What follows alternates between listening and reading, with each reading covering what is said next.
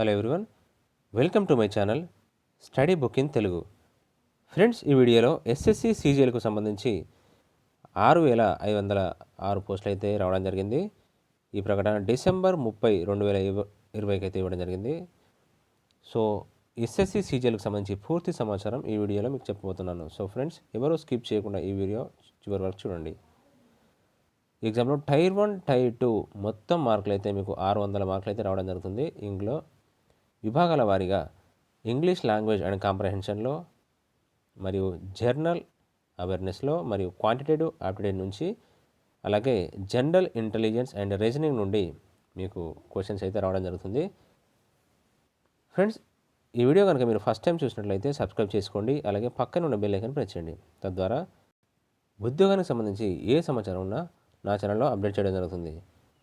So friends, ఈ video skip చేయకుండా చివరి వరకు చూడండి.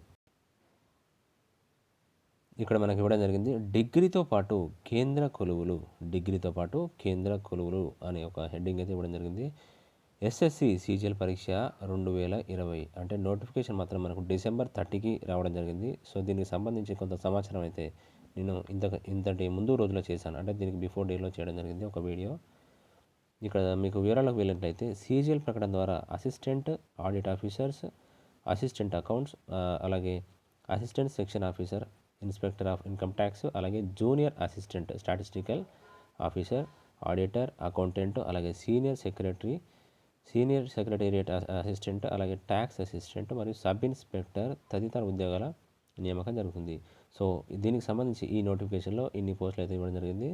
మొత్తం పోస్టులు 6,506 పోస్టుల్లో మీకు డివైడ్ చేసింది గ్రూప్ బిలో నాన్ గెజిటెడ్, అలాగే గ్రూప్ సిలో 2,743 పోస్టులు అయితే ఉండడం జరిగింది. సో దీనికి సంబంధించి మీకు ఎంపిక ప్రక్రియ 4 రూపంలో జరగడం జరుగుతుంది. So tier 1, tier 2, tier 3, tier 4. So ఈ కేటగిరీలో అయితే మీకు ఎగ్జామ్ నిర్వహించడం జరుగుతుంది. సో దీనికి సంబంధించి ఎంపిక ప్రక్రియ 4 దశల్లో ఉంటుంది. టైర్ 1 వచ్చేసి కంప్యూటర్ బేస్డ్ టెస్ట్ ఉంటుంది. టైర్ 2లో కంప్యూటర్ బేస్డ్ టెస్ట్, అది కూడా టైర్ 2 ఎగ్జామ్ కూడా సేమ్ ఎగ్జామ్ ఉంటుంది. అలాగే టైర్ 3 మాత్రం పెన్ అండ్ పేపర్ పద్ధతిలో అంటే డిస్క్రిప్టివ్ టైప్లో ఉంటుంది. Tier 4 exam computer proficiency test or data entry skill test ఆధారంగా ఉంటుంది. అలాగే టైర్ 1, టైర్ 2, టైర్ 3, టైర్ 4 అంచనలో 2 ఆన్లైన్ పరీక్షలు ఉంటాయి. దరఖాస్తు చేసుకున్న అభ్యర్థులు టైర్ 1, టైర్ 2 పరీక్షల్లో మరియు పేపర్ 1, 2 తప్పనిసరిగా రాయాల్సి ఉంటుంది. సో పేపర్ 1, పేపర్ 2 అయితే ఎవరైతే టైర్ 1 ఎగ్జామ్ రాస్తున్నారో వాళ్ళు డెఫినెట్గా క్వాలిఫై రాయాల్సి ఉంటుంది. అలాగే జూనియర్ స్టాటిస్టికల్ ఆఫీసర్ ఉద్యోగానికి దరఖాస్తు చేసుకున్న అభ్యర్థులు టైర్ 2 పేపర్లో మరియు టైర్ 2 పేపర్ 3 కూడా రాయాలి. అంటే టైర్ 1, టైర్ 2, టైర్ 3 రాయాల్సి ఉంటుంది. ఎవరు జూనియర్ స్టాటిస్టికల్ ఆఫీసర్ ఉద్యోగానికి ఎవరైతే దరఖాస్తు చేసుకున్నారో వాళ్ళు. అలాగే అసిస్టెంట్ ఆడిట్ ఆఫీసర్ మరియు అసిస్టెంట్ అకౌంట్స్ మరియు ఆఫీసర్ పోస్టులకు దరఖాస్తు చేసుకున్నవారు టైర్ 2 ఎగ్జామ్లో పేపర్ 4 అదనంగా రాయాల్సి ఉంటుంది. అలాగే అభ్యర్థులందరికీ తప్పనిసరి అంశాలైన టైర్ 1, టైర్ 2లోని పేపర్ 1, పేపర్ 2 పరీక్షలకు 600 మార్కులు అయితే ఇవ్వడం జరుగుతుంది మీకు. అందులో వీటిలో క్వాంటిటేటివ్ ఆప్టిట్యూడ్ నుంచి 250 ప్రశ్నలు, అందులో టైర్ 1 ఎగ్జామ్లో 50 మార్క్స్, అలాగే టైర్ 2లో 200 మార్కులు ఇవ్వడం జరుగుతుంది. దీనికి క్వాంటిటేటివ్ ఆప్టిట్యూడ్కి సంబంధించి. అలాగే ఇంగ్లీష్ లాంగ్వేజ్ అండ్ కాంప్రహెన్షన్ నుంచి 250 మార్కులు ఇవ్వడం జరుగుతుంది. ఇందులో టైర్ 1లో 50 మార్కులు, అలాగే టైర్ 2లో 200 మార్కులు వస్తాయి. ఇందులో ఇంగ్లీష్ లాంగ్వేజ్ అండ్ కాంప్రహెన్షన్లో అంటే సుమారు 85% మార్కులు క్వాంటిటేటివ్ ఆప్టిట్యూడ్ మరియు ఇంగ్లీష్ విభాగాల్లోనే కేటాయించడం జరిగింది. సో అందువల్ల అభ్యర్థులు ఈ రెండు విభాగాలపైన ప్రత్యేక శ్రద్ధ వహిస్తే అత్యధిక మార్కులు వచ్చే అవకాశం ఉంటుంది. సో ఇక్కడ మీరు క్వాంటిటేటివ్ ఆప్టిట్యూడ్ కనుక చూసినట్లయితే ఈ విభాగంలో అర్థమెటిక్, మ్యాథమెటిక్స్ నుంచి ప్రశ్నలు వస్తాయి. అందులో వీటిలో అర్థమెటిక్లో ఎక్కువ ప్రశ్నలు ఉంటాయి. అందులో అనాలిసిస్, డేటా ఇంటర్ప్రిటేషన్ నుంచి ప్రశ్నలు వస్తాయి. అలాగే ఈ విభాగాల్లో ప్రశ్నల్లో ఉన్న సమాచారం నుంచి అదనైన సమాచారం ఎలా తీసుకోవాలో తెలిస్తే సరైన సమాధానాన్ని గుర్తించవచ్చు. అలాగే తక్కువ సమయంలో ఎక్కువ సమాధానాలు గుర్తించాలంటే సూక్ష్మీకరణ మీద ఎక్కువ పట్టుబట్టాలి. అంటే సింప్లిఫై చేయాలి. అంటే మనం ఇన్ టైంలోనే ఆ క్వశ్చన్కి సంబంధించి ఆన్సర్ చేయగలిగితే మనం తక్కువ సమయంలో ఎక్కువ మార్కులు పొందడానికి అవకాశం ఉంటుంది. సాంప్రదాయమైన పద్ధతిలోనే కాకుండా చివరి వరకు అంకెను గుర్తించడం, గుణకాలు, ఆప్షన్ నుంచి సమాధానం గుర్తించడం వంటి సులభమైన పద్ధతుల ద్వారా మనం సమయాన్ని మాత్రం కొంచెం సేవ్ చేసుకోవాల్సి ఉంటుంది. సో ఇక్కడ మీకు అర్థమెటిక్ నుంచి కొన్ని చాప్టర్స్ అయితే ఇవ్వడం జరుగుతుంది. అంటే అవి నిష్పత్తి అనుపాతాలు, లాభ నష్టాలు, బారు వడ్డీ, చక్రవడ్డీ, ఇలాగే ఇక్కడ పైపులు, తొట్టెలు, కాలం పని మరియు టైమ్ అండ్ డిస్టెన్స్, ఇక్కడ మీకు రైలు దూరం, అలాగే పడవలు, ప్రవాహాలు, నెంబర్ సిరీస్, సరాసరి, నెంబర్ సిస్టమ్, అలాగే వ్యాపారం, భాగస్వామ్యం, వయస్సుల మీద, అలాగే వైశాల్యాలు, మీరు ప్యూర్ మ్యాథ్స్లో చూసినట్లయితే వైశాల్యాలు, ఘనపరిమాణాలు, త్రికోణమితి, ఎత్తులు, దూరాలు, రేఖాగణితం నుంచి. సో ఇలా ఈ చాప్టర్ నుంచి మీకు అర్థమెటిక్ మరియు ప్యూర్ మ్యాథ్స్ నుంచి మీకు క్వశ్చన్స్ రావడం జరుగుతుంది. కాంపిటేటివ్ ఆప్టిట్యూడ్ సబ్జెక్ట్కి సంబంధించి నేను చెప్పేది క్వాంటిటేటివ్ ఆప్టిట్యూడ్ నుంచి. సో నేను చెప్పిన సబ్జెక్ట్ నుంచి అయితే మీకు ప్రశ్నలు అడగడం జరుగుతుంది. అలాగే ఇంగ్లీష్ లాంగ్వేజ్ అండ్ కాంప్రహెన్షన్ చూసినట్లయితే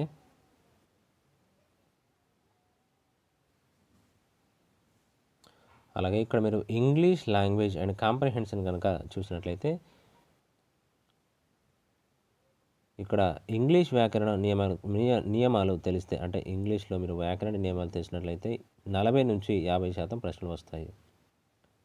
అలాగే మీరు అందువల్ల వ్యాకరణంపై కొంచెం పట్టు సాధించాల్సి ఉంటుంది. అందులో ఎర్రర్ లొకేషన్ మరియు సెంటెన్స్ అరేంజ్మెంట్ మరియు సెంటెన్స్ కరెక్షన్ ప్రశ్నలు ఉంటాయి. నియమాలపైన ఆధారపడి ఉంటుంది మొత్తం వ్యాకరణం, మొత్తం ఆ నియమాలపైన ఆధారపడి ఉంటుంది. అంటే ఎర్రర్ లొకేషన్ మరియు సెంటెన్స్ ఫార్మేషన్ అయితే కానివ్వండి, అలాగే సెంటెన్స్ కరెక్షన్ మీద ప్రశ్నలు వస్తాయి. సో దీనిలో మీరు ఒకాబులరీ నుంచి సినోనిమ్స్ మరియు యాంటోనిమ్స్ మరియు అలాగే రూట్ వర్డ్స్ మరియు మైండ్ మ్యాప్ విధానం మీద పాటిస్తూ సమర్థత కొనసాగిస్తేనే ఈ ప్రశ్నలకు మీరు ఆన్సర్ గుర్తుపెట్టడానికి తేలికవుతుంది. సో సినోనిమ్స్, యాంటోనిమ్స్ వీటి మీద కొంచెం పట్టు సాధించాల్సి ఉంటుంది. కొంచెం ఎక్కువ వర్డ్స్ నేర్చుకుంటే మీకు ఎగ్జామ్లో కూడా ఆన్సర్ గుర్తించడానికి వీలవుతుంది. అలా మీరు కాంప్రహెన్షన్, క్లోజ్ టెస్ట్ నుంచి 50% ప్రశ్నలు వస్తాయి. ఇక్కడ మనకు కాంప్రహెన్షన్ మరియు క్లోజ్ టెస్ట్ అంటే మీకు రీడింగ్ కాంప్రహెన్షన్స్ ఉంటాయి, పారాగ్రాఫ్కి సంబంధించి కొన్ని క్వశ్చన్స్ అయితే ఇవ్వడం జరుగుతుంది. సో వాటిలో కూడా కొంచెం పట్టు సాధించాలి. అంటే ఎక్కువ ఇల్లస్ట్రేషన్స్, మీరు ఎక్కువ ప్రాబ్లమ్స్ ప్రాక్టీస్ చేయాల్సి ఉంటుంది. సో దానివల్ల మీరు ఎక్కువ ఇన్ టైంలో కొంచెం ఎక్కువ మార్కులు సాధించడానికి, అంటే టైం సేవ్ చేస్తూ ఎక్కువ మార్కులు గుర్తించడానికి ఛాన్స్ ఉంటుంది. అలాగే మీరు నెక్స్ట్ కనుక చూసుకున్నట్లయితే అంటే జనరల్ ఇంటెలిజెన్స్ మరియు రీజనింగ్కు సంబంధించి టైర్ 1 పరీక్షలో ఈ విభాగం నుంచి 25 ప్రశ్నలు వస్తాయి. అలాగే 50 మార్కులు కేటాయించారు ఈ రీడింగ్ ఇంటెలిజెన్స్ అంటే రీజనింగ్ విభాగానికి.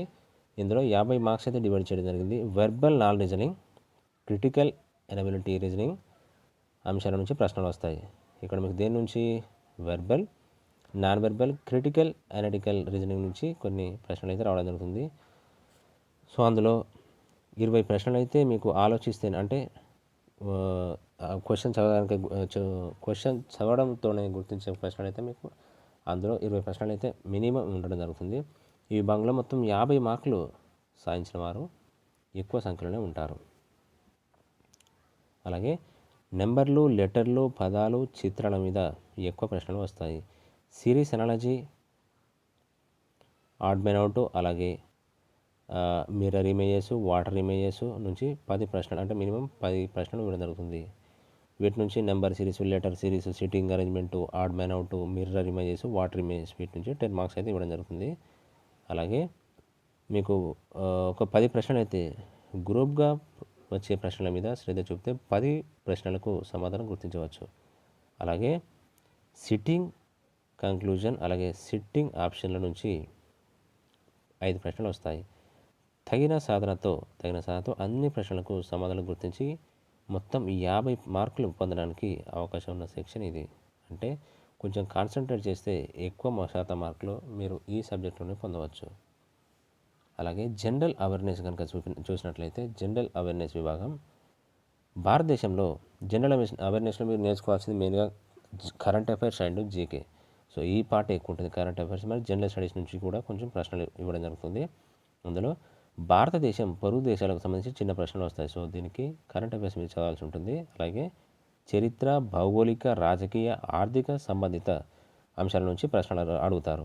అలాగే కేంద్ర ప్రభుత్వ పథకాలు, సెంట్రల్ గవర్నమెంట్ పథకాలు అయితే ఏమి ఉన్నాయో, అలాగే బడ్జెట్కు సంబంధించి భారత్ పాల్గొన్న సమావేశాలు, వాటికి సంబంధించి ముఖ్యాంశాలు, మరియు దేశాలు మరియు వాటి రాజధానులు, మరియు వివిధ దేశాల కరెన్సీలు, వివిధ దేశాల ప్రధానమంత్రులు మరియు అధ్యక్షులు, అలాగే యునెస్కో గుర్తించిన ప్రదేశాలు, అలాగే పొడవైన, ఎత్తైన, లోతైన నదులు, అలాగే పర్వతాలు, వార్తల్లో ప్రముఖ వ్యక్తులు, క్రీడల్లో విజయం సాధించిన వారు, అలాగే క్రీడలు జరగబోయే ప్రాంతాలు, అలాగే పుస్తక రచయితలు, కరోనాకు సంబంధించి కరోనా వైరస్ గురించి, బ్యాక్టీరియా మరియు కెమికల్ ఫార్ములాలు, అలాగే కెమికల్ ఫార్ములాలు మీరు కెమిస్ట్రీ కొంచెం జీకే చదవాల్సి ఉంటుంది.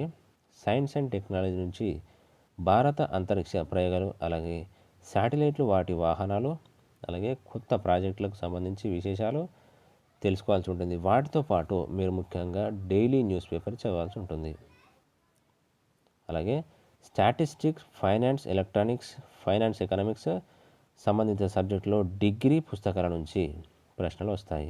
సో అందువల్ల వాటిని బాగా చదవాల్సి ఉంటుంది.